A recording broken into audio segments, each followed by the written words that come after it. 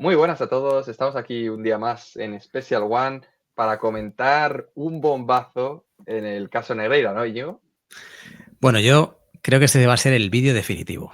Primero hay que darle las gracias y la enhorabuena a Ramón Álvarez de Mon, porque de él hemos sacado todo este trabajo, básicamente porque todas las declaraciones en sede judicial las ha publicado Ramón. Desde que ya Eso te digo, es. desde este canal le damos la enhorabuena y las gracias por haber hecho este trabajo. Pero yo creo que a los dos, tú y yo, estas navidades, antes que comer cochinillo y cordero, hemos estado preocupados con Negreira, ¿no? Y entonces hemos dicho, fíjate que estamos enterados, pero hay tanto batiburrillo alrededor del caso Negreira que hemos dicho, vamos a elaborar la guía definitiva. Y Eso es. al elaborar nosotros una guía para que la entienda todo el mundo, nos hemos dado cuenta de la magnitud de la barbaridad que ha cometido esta gentuza.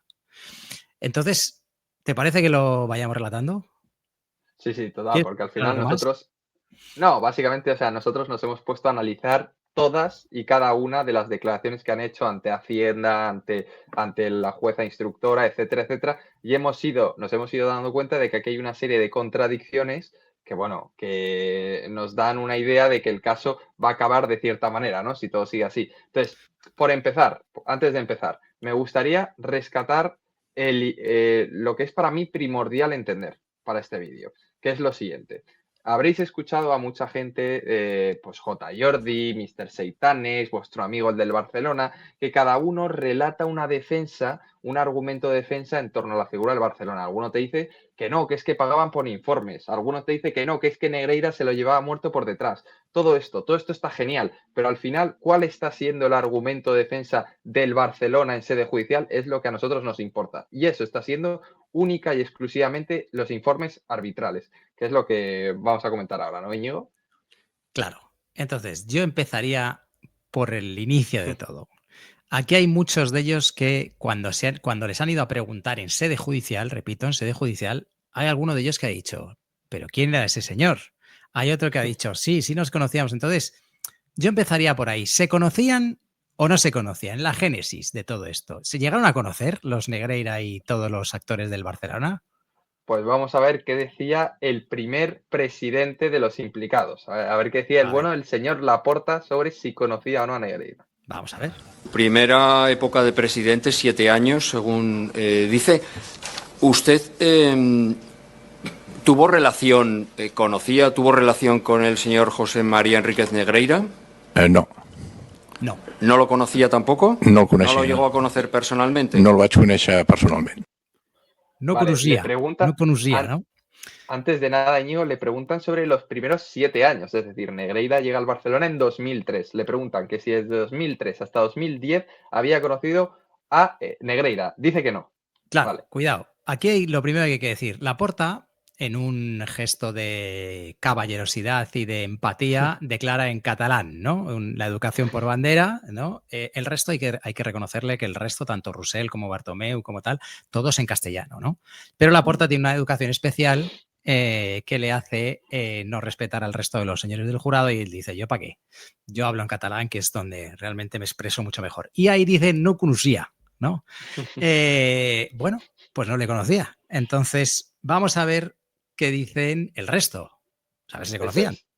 Vamos a ver qué dice Rosell, A ver. expresidente del Barcelona en 2010 y 2014, y una persona que formaba parte de la junta directiva de Laporta en esos años Claro, anteriores, entre estaban 2003 y juntos. Roussel 2010. y Laporta eran uña y carne. A ver qué decía. Febrero. ¿Qué sabe usted en relación con las facturas pagadas por el Fútbol Club Barcelona Sociedad a los señores Enríquez Negreira y Enrique Romero? Bueno, el señor Negreira yo ya lo conocí en el 2003, cuando entramos en la primera junta del señor Laporta. Ya lo conocí en el 2003, cuando entramos en la primera junta del señor Laporta. Este dice que lo conocía, el otro era no conocía.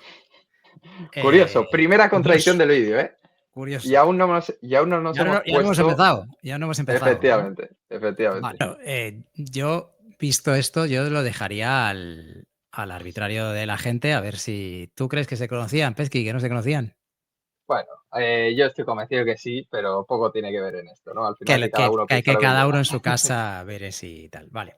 Eso es. Nosotros pensamos que se conocían y vamos a seguir. Entonces, aquí había pagos por algo, ¿no? hay que saber por qué se estaba pagando. Vale. Claro. A ver si aquí por lo menos se ponen de acuerdo, ¿no? Eso es. Entonces, vamos a empezar, si quieres, por el hijo de Negreira, que es Javier Enríquez, a ver de por qué se pagaba. O sea, cuál era la razón de que se le pagara en este caso. ¿No? Vamos a ver lo que decía. Eso es. Dentro Javier. de esa relación que tuvo usted indirecta con el Barcelona, ¿cuál era? Es decir, ¿qué objeto social o qué parte del objeto social justificaba su relación, sus trabajos para el Barcelona?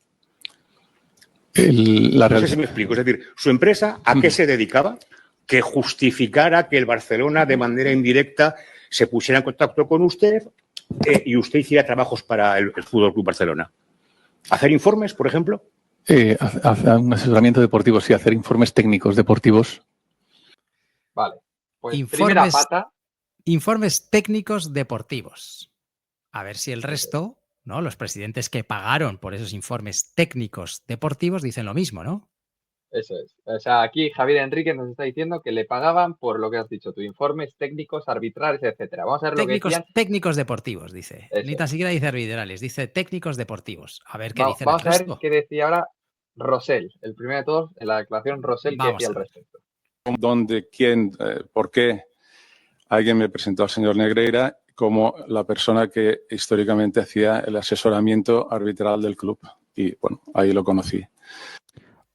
Bueno, Bueno. Sigue la línea. Sigue cuidado, más o menos la línea. Cuidado, aquí uno dice informes técnicos deportivos. El otro dice, y además es el hijo el que dice los informes técnicos deportivos. Aquí Rosell dice, no, el padre, porque cuando habla de Enríquez Negreira es el padre, es José María, y aquí dice informes históricamente arbitrales. Ya ha desaparecido el técnico deportivo, pero bueno, le vamos a dar el beneficio de la duda. Somos muy bien pensados, estamos en Navidad. Eso es.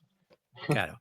Vamos a englobar todo en informes. En informes. Claro. Y vamos a ver lo que nos dice ahora Laporta. ¿no? Laporta, claro, que también pagaba. Dentro, ¿a quién se remitían o dirigían dentro del Fútbol Club Barcelona?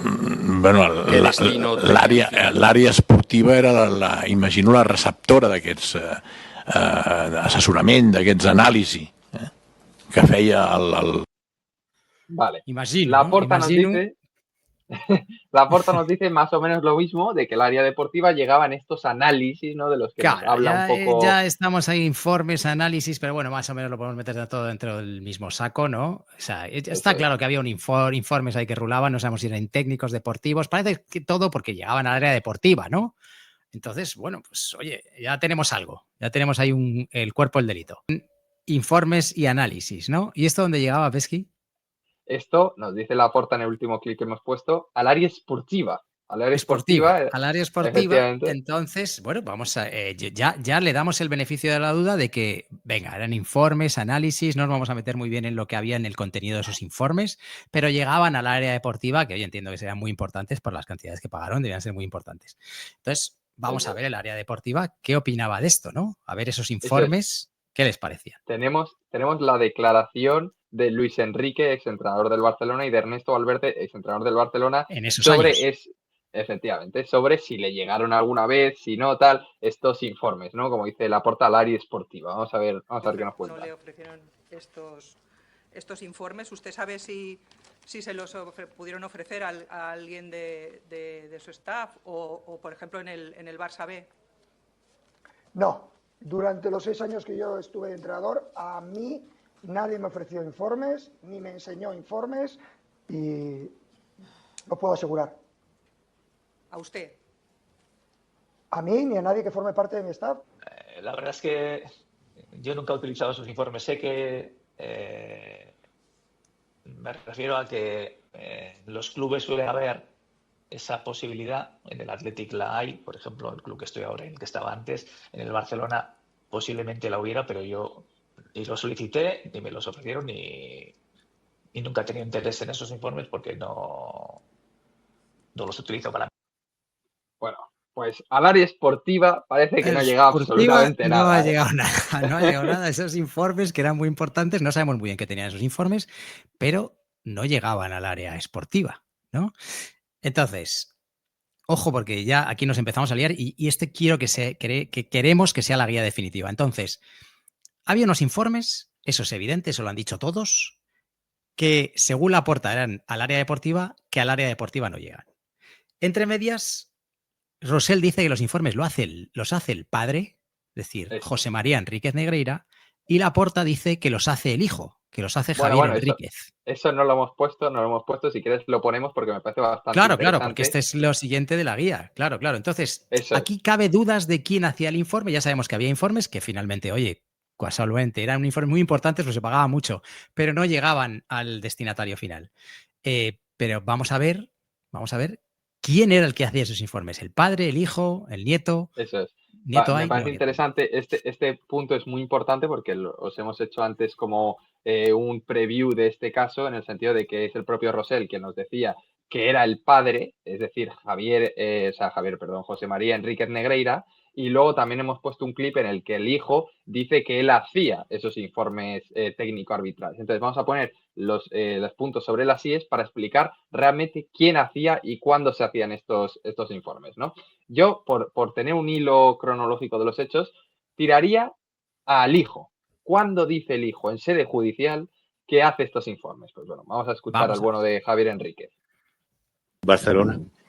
Socercam Sí. directamente. ¿Ha trabajado Socercam para el Fútbol Club Barcelona? Socercam ha hecho trabajos cuyo destinatario final era el Fútbol Club Barcelona. Correcto. Solo a través del señor Contreras y de sus empresas. Eso vamos poco a poco, vale, si le parece. Pues sí, a partir del 2012-2013. Vale, entonces, nos queda claro de que el hijo ha hecho informes, pero a partir de la temporada 2012-2013. ¿no? Eso es. El hijo ha hecho unos informes muy importantes con los que se pagaba mucho dinero para llegar al área esportiva, que no llegaban al área esportiva, pero a partir del 2013. Estamos hablando de que el periodo Negreira en el que les han trincado empieza en el 2004. ¿no? O antes, 2002 yo creo. 2002. El periodo Negreira empieza en el 2002, pero resulta que el hijo, que es el que hacía los informes, no llega hasta el 2013. Ya primera duda, ¿no? Bueno, vamos a ver cómo Ojo, esto puede tener sentido con la declaración que os hemos puesto antes de Rosell, que dice que cuando él llega a la directiva del Barcelona en 2003, de la mano de Laporta, es Enríquez Negreira la persona que hacía ese asesoramiento técnico arbitral. Entonces, ahora nos queda la duda de qué opina Laporta al respecto. ¿Qué opina? ¿Quién los hacía? ¿Qué tiempos? Vamos a ponerlos para despejar cualquier tipo de duda, ¿no? Que el senyor Negreira era un exàrbitre. Això era el que havia arribat al meu coneixement. Pero sabe el servicio que prestó el hijo, el señor Javier Enríquez, el hijo del señor Negreira, ¿sabe en el año en el que empezó? No me acuerdo. Jo crec que era abans de la nostra presidència. Entenc, perquè venia heretat. Usted estuvo hasta junio 2010. Sí. O sea, en esos 7 años, ¿usted tiene conocimiento de que el señor Javier Enríquez prestara el servicio? És el que se m'havia informat, que era el fill d'un exàrbitre que es deia Negreira. O sea, ¿qué tenemos? Le habían informat que era el hijo. Y antes de que ellos llegaran, antes de que Laporta llegara. ¿En qué año llega Laporta a la presidencia del Barça? 2003. Vale. O sea que tenemos actualmente el mapa de quién hacía y cuándo se hacía de la siguiente manera. Laporta diciendo que esos informes técnico-arbitrales, como queréis llamarlo, vamos a llamarlo informes para que todo el mundo los entienda, los hacía el hijo, Javier Enríquez, antes de que él llegara por primera vez a la presidencia, en 2003. ¿Vale? Luego tenemos a Rosell, expresidente también del Barcelona y que formó parte de la directiva del Barcelona de Laporta cuando entra en 2003, diciéndonos que el que se dedicaba a realizar este tipo de informes, asesoramiento técnico arbitral, como lo queráis llamarlo, era el padre, era Negreira. Y a la vez tenemos al hijo declarando en sede judicial diciendo que él hacía informes, pero que los empezó a hacer en la temporada 2012-2013. Entonces, aquí alguien nos está mintiendo. Claro, o sea, aquí llega el meollo de la cuestión, o sea, porque aquí ya todos empiezan a decir, esto empieza a hacer aguas la teoría por todos los lados. Primero unos informes que llegaban a la esportiva que no llegaban, porque lo han dicho sus entrenadores. Luego uno dice que los hacía el padre, porque al hijo no lo conocía. Ahora el otro dice que no, que era el hijo, que además ya llevaba mucho antes. Y el propio hijo dice, pero si yo entré en todo esto en el 2013, porque además el hijo antes trabajaba para el Fenerbahce. O sea, que es que ya, oiga, pero aquí pero esto cómo es. Yo soy la jueza y digo, todos a la sombra, todos. Pero ni uno, o sea, porque claro, ya me están tomando todos el pelo. Pero bueno, vamos a seguir indagando con el tema de las fechas. ¿Y por qué te digo que las fechas son importantes? Porque sabemos ya que Javier Enríquez entró en la temporada 2012-2013, que es el que realmente hacía informes. No sabemos de qué ni a dónde llegaban, pero sabemos que hacía informes. Vamos a ver cuánto cobraba Javier Enríquez por estos informes. Eso es, vamos a ponerlo aquí.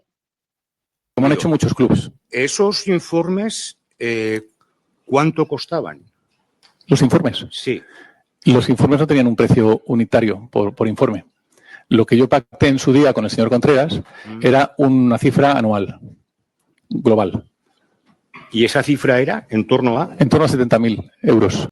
Vale, o sea que por los informes anuales, el señor Javier Enríquez cobraba 70.000 euros. Es decir, si entró en 2013 y se fue en 2018, 5 años, haciendo aquí de matemáticas básicas, 5 años por 70.000 euros. 350.000. En el peor de los casos, que eran 6 años. Venga, por incluir ese 2012, sí, tal y cual. Sí, justo ahí, vale. O en torno a unos 420.000 euros, una cosa así. Pero es que, en este caso, estamos hablando de 7 millones de euros. ¿Dónde estaban esos 7 millones de euros? Claro, o sea, aquí se nos van 8 millones. Claro, porque nos han dicho que cobró 8,4 millones de euros totales. Eso es decir, Javier Enríquez nos dice, sí, había informes, que es lo que todos dicen que había. Pero Javier Enríquez dice, no, pero si yo facturo 70.000 al año. Entonces, claro, efectivamente, como tú dices, esas cuentas rápidas que son 400.000. Pero a partir del 2012 y antes, y hasta los 8,4, ¿y esto cómo es? Entonces, y le hacen una pregunta a Laporta, ¿no? No, antes le hacen una pregunta al propio hijo, a Javier Enríquez, sobre esta cantidad que falta, ¿no? En la ecuación, o sea, porque estamos hablando de casi medio kilo, pero coño, faltan en torno a 8 millones de euros. ¿Dónde están esos 8 millones de euros? ¿Él ha cobrado algo? ¿Él no lo ha cobrado? Entonces le hacen la siguiente pregunta, vamos a pincharla. Que obra en las actuaciones que aportó la administración tributaria. No sé exactamente. Sí, hay un cuadro en que salen todos los años las sociedades que han facturado al Fútbol Club Barcelona, que suman más de 7 millones de euros. De todas esas cantidades, ¿usted ha hecho trabajos para cobrar esas cantidades? Ninguna. Nada. Ninguna cantidad corresponde a ningún trabajo hecho por mí que tuviera como objetivo o como cliente final el Fútbol Club Barcelona. Es decir, de esos 7 millones que faltan en la ecuación, este señor, Javier Enríquez, supuestamente no tiene nada que ver. Entonces, ¿qué tenía que ver? Pero no había dicho Laporta que había sido el hijo de Negreira, es decir, Javier Enríquez, el que había hecho todo esto. Y Javier Enríquez dice que no, que es solo desde 2013. Pero además Javier Enríquez dice, pero yo solamente 400.000 en total. Pero Tiza, ¿y dónde está el resto de la pasta? Pues mira, yo me voy a creer al señor Javier Enríquez y te voy a decir las facturas que había antes de que él entrase o supuestamente entrase en la temporada 2012-2013. Vamos a ver lo que nos cuenta. O sea, que antes de que entrara Javier Enríquez ya pagaban algo. No sabemos a quién, pero pagaban. Efectivamente. ¿Y por qué? ¿Por qué pagaban? A ver en qué concepto pagaban estos señores azulgranas, ¿no? De 30 de noviembre del año 2005 por un importe de 60.000 euros que pone en el concepto packs de regalo Aloe Vera. Esto se refiere a la primera que gira, DASNIL 95. ¿Esto a qué se refiere? ¿Son esos informes técnico-arbitrales? Escolti, m'està parlant d'una factura de fa 20 anys. Jo, sincerament, aquesta factura la desconec i permeti'm que no recordi a què feia referència tot això. Mira, hay otra, por ejemplo, y es el segundo ejemplo, y voy a pasar a otro. ¿Totes eren així? Anaven per aquesta via? ¿Perdón? ¿Que totes eren així? Anaven... No. hay distintos conceptos. La mayoría, pero bueno, eso es algo que ya trataremos con el juzgado, la mayoría muy vagos. Si quiere refrescar la memoria con relación a otra factura, ¿ya? Sí, con relación a otra factura, simplemente hay otra factura, el 4 de junio del 2010, de 139.000 euros, que habla de la selección y digitalización de jugadoras del Mundial de Fútbol de Sudáfrica, que todavía no se había celebrado. ¿Y cuál es la pregunta? ¿Si le suena? Si lo no, suena, ¿qué concepto? Si eso tiene que ver con los informes técnico-arbitrales, ¿cómo es posible que se facture por un servicio que... Pues ya sabes, Íñigo, aloe vera, ¿eh?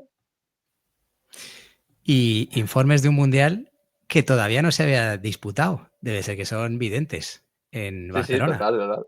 Yo, claro. Lo que queda claro de este extracto al final es que es una incongruencia total la que reflejan los presidentes del Barcelona sobre que desde que ellos entran en 2003 hasta que nuestro Javier Enríquez nos admite que él entra a formar parte de ese, scout, no sé si llamarlo scout, esa realización de informes, etcétera, hacían este tipo de técnicas, ¿no? Que está muy lejos de cuadrar con lo que nos están contando. Pero aquí la explicación se cae. O sea, Javier Enríquez dice, sí, yo hacía informes desde el 2013. Javier Enríquez tendrá que decir algo antes, total, ¿no? A Javier Enríquez, cuando le pregunten, tendrá que decir qué hacía su padre con esas empresas y que él no facturaba. Es decir, en el momento en el que a Javier Enríquez se le cae su teoría, junto con la del Barça, de que antes del 2013 él no aparecía en ningún sentido, alguien tendrá que dar explicaciones por esas facturas que giraban las empresas del padre. ¿Y qué explicaciones da Javier Enríquez? Pues quieto parado, porque tenemos las declaraciones que tuvo en sede judicial Javier Enríquez, el hijo de Negreira, al enterarse de esta práctica que está llevando su padre Negreira con el Barcelona. Vamos a ver lo que nos comenta. A su padre de qué es lo que había pasado. Claro. Por supuesto, yo en 2021, en fechas de la Inspección de Hacienda, que es cuando descubro que Dasnil ha facturado más de 1 millón de euros al FC Barcelona directamente, lo primero que hago es llamar a mi padre. Llamo a mi padre, le pido explicaciones, le pregunto, da largas, me dice que lo que hacía era asesorar al club, que no era asunto mío y me lo dice en el tono en el que me solía hablar cuando se ponía a la defensiva. A ver, mi padre, yo le quiero mucho y a nivel personal y emocional está perdonado por lo que me ha hecho, pero eso no quita que fuera una persona muy autoritaria, agresiva. Y en ese momento, de hecho, recuerdo incluso lo que me llegó a decir. Si me permite, me llegó a decir, ¿a ti qué coño te importa? Que era una... ¿A ti qué coño te importa, eh? Ojo, cuidado. Resulta que cuando Javier Enríquez se entera de que hay más pasta de esos 70.000 euros anuales que él cobraba por unos informes que sí que existían, le pregunta al padre y más años. Claro, y le dice, oye papá, que antes de que yo entrara, aquí hay más pasta que en Alemania pagada al Barcelona. ¿Y esto de qué era? Y le dice el otro, ¿a ti qué coño te importa, niño? Eso es. O sea, ¿esto es? Pero ojo, porque traemos lo que es para mí el extracto, el clip, fundamental para entender todo esto. Vamos a poner por primera vez la declaración del padre, es decir, de Negreira, de la persona que acuña el caso, ¿no? José María Enríquez Negreira, ante Hacienda, al enterarse, Hacienda, ¿no?, de estos pagos. Vamos a ver lo que decía, porque más o menos llevamos 20 minutos de grabación y nos hemos quedado con diferentes ideas claras, como que pagaban por informes, que el señor, el Javier Enríquez entra en 2012-2013, bueno, Laporta dice que no, tal, más o menos nos queda claro esto. Pero vamos a introducir una pieza que nos va a reventar todo, te aviso, Vamos a ponerla porque ojo, ¿Existe algún documento, informe o similar en el que se incluyen las conclusiones del asesoramiento que prestaba a través de Dasnil al FC Barcelona? No. Bueno, nos dice, para empezar, que no existían informes realizados por este señor. Claro, cuidado. Digamos. Cuando ya no existe la figura del hijo, cuando ya el hijo no existe porque en esa época no estaba y no podía hacer informes, a Negreira padre le dicen, oiga, ¿hacía usted informes? Y el padre dice, no. No. Pero ojo que claro, entonces el inspector de Hacienda se pregunta, bueno, y entonces, ¿por qué le pagaban? ¿Usted qué hacía? Claro. Y es a lo que nos van a responder ahora, ¿no? Entonces, si solo se reunían como mucho 6 veces al año y no había informes escritos, ¿por qué le pagaban los importes facturados por Dasnil, que son los siguientes? Porque así estaban tranquilos de que en el comité arbitral no había decisiones en contra del FC Barcelona, que todo era neutral. O sea que hemos llegado a la conclusión final de que Negreira nos admite ante un inspector de Hacienda de que pagaban ni por informes ni por gaitas, sino por neutralidad, que la neutralidad es como una manera de encubrir la corrupción del caso, ¿no? Claro, pero te digo, porque entonces ya sabemos que antes del 2013, que es cuando entró Javier Enríquez, no había informes, es decir, todas esas cajas que sacó Laporta en su día, ¿te acuerdas cuando salió como si fuera el programa de Jesús Vázquez con un montón de cajas en el que decía que estaban los informes? Esos informes solamente podían ser a partir del 2013 y esos informes ya ha quedado acreditado que eran solamente por importe de 70.000 euros anuales, es decir, unos 400.000 totales. Faltan 8 millones que se han perdido. En esos 8 millones hay facturas giradas en torno a esos 8 millones como Aloe Vera o inspecciones de un mundial que todavía no se había disputado, ¿vale? Y Negreira padre, que es el de la génesis de todo esto, dice, no, si ellos pagaban por neutralidad. Vale, entonces vamos a saber qué significa eso de neutralidad y si se va a pagar a un árbitro en concreto o no. Hay unas declaraciones de Roussel, que vamos a poner ahora, en las que él hace una división y él dice, bueno, las ponemos. Y vi que se le pagaban, para hacer números fáciles, 400.000 euros al año, sacando el IVA, y 400.000 euros por 100 asesoramientos, porque hacía... Vale, si quieres vamos a ir parando aquí el vídeo poco a poco para ir explicando a la gente que no se pierda. 400.000 euros. ¿Por qué Roussel dice 400.000 euros? Pues bueno, ha hecho unas matemáticas de andar un poco por casa y ha dicho, si son más o menos 8,4 millones de euros pagados en ese periodo, que fueron 18 años, pues cojo los 8,4 millones, los divido entre los 18 años y me salen 466.000 euros. A claro, esto le quito el IVA. Cuidado, esto me parece que es importante. Sí, dale, sí, perdona, le quitas el IVA. Le quita el IVA y entonces más o menos te queda 400.000 euros. De ahí sale esos 400.000 euros que saca claro, Roussel, decías. Esto es importante, ¿por qué? Porque a mí me parece que ya después de todo esto, ellos al final ya eso lo tienen que asumir sí o sí, porque están las facturas, o sea, se sabe que han pagado esa pasta, y entonces ellos ya dicen, bueno, no podemos explicar en qué lo hemos pagado, ni cómo, ni quién ha hecho los informes, ni nada, vale, ya lo hemos pagado. Y de entonces el último recurso que a ellos les queda es decir, pero ¿por qué pagábamos eso, no? Entonces se defienden diciendo que eran informes y se habla, y para justificar lo que hablaba Negreira en el último vídeo de la neutralidad, ellos dicen, vale, pues vamos a hacer un ejercicio de demagogia. Entonces dice Roussel, al final nos quedan 400.000. Vale, vamos a continuar. 50 en primera división y 50 de segunda. Si usted divide 400.000 entre 100, quedan 4.000. 4.000 euros, si usted paga los impuestos, le quedan 2.000. Aquí está hablando de lo que le costaría el precio unitario de cada informe. Es decir, ellos dicen que hacían 50 informes para primera división, 50 informes para segunda, total 100.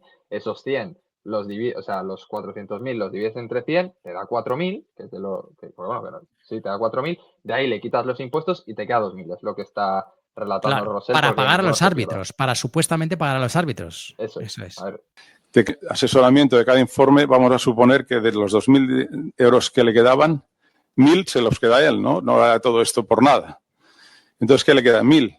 1.000 para influenciar a 4 árbitros por cada partido. Madre mía. Pues básicamente... Madre mía, decía Ramón, y lo digo yo también. Y entonces, claro, él dice, haciendo ese ejercicio de demagogia que no tiene parangón, él acaba diciendo que si extrapolaran todo ese dinero en cada jornada, dividiendo además entre partidos de primera y segunda, tal no sé qué, y una comisión, una supuesta comisión que se debían de quedar los Negreira, solamente quedarían 1.000 euros para pagar a los árbitros. Y entonces él viene a decir como que no hay nadie en su sano juicio que se dejara vender por 1.000 euros, ¿no? Esa es la última explicación, que ya es lo más rastrero que he visto yo en mi vida. O sea, es un ejercicio de demagogia tal que deja pequeño el siguiente ejercicio de demagogia que hace en su declaración Roussel, que hay un momento determinado del juicio, pero lo vamos a poner porque es deleznable, en el que él viene a decir que el problema es que había un tal Messi que marcaba muchos goles, ¿no? O sea, que es como decir, oye, han pillado a este señor robando un banco, pero oye, cuidado, que todos los fines de semana paseaba a los perros. Pues un poco lo mismo, ¿no? O sea, que tiene que ver una cosa con la otra. Pero aquí el problema nace de la base, que mucha gente del Barcelona lo está llegando a comprar, de que se compraba directamente a los árbitros. Y es que la corrupción no nace de ahí. Nace de una corrupción sistémica que, si quieres, ahora explicamos, por si hay algún despistado que no la conoce. Básicamente, ellos no compraban con estos 1.000 euros inventados que ha sacado Roussel de la chistera y les pagaba directamente. No, ellos tenían en nómina, que se me entienda, al vicepresidente de los árbitros, que era Negreira, que era quien podía decidir si tú ascendías a primera división o te quedabas en segunda o ni llegabas al fútbol profesional es decir, segunda división, y te quedabas en lo que es a día de hoy primera ref. ¿Y por qué esto es importante?